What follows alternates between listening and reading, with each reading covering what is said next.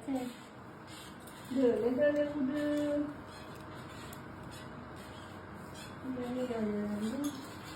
দিয়ে ওর ওদিকে মুখের সামনে পড়ে একদম।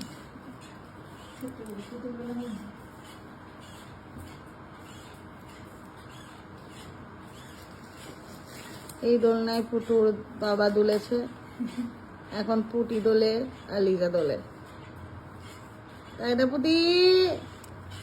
পুটির আজকে খুব মন খারাপ। পুটির দিদুন আজকে চলে গেছে, দিদুন বলে যাবে না, আবার কাঁদতে লাগবে এক্ষুনি। তো আমারও পাওয়ার আছে চোখে অল্প বিস্তর, কিন্তু আমি চশমা পরি না। আর মা যেহেতু চশমা পরে, আমি চশমা পরেও বসেছিলাম, তাতেও সাচাজ কোনো লাভ হয়নি, বারবার কাঁদছে। তো এখন ওকে দোলনা দোলানো হচ্ছে, যদি একটু ভুলে থাকে।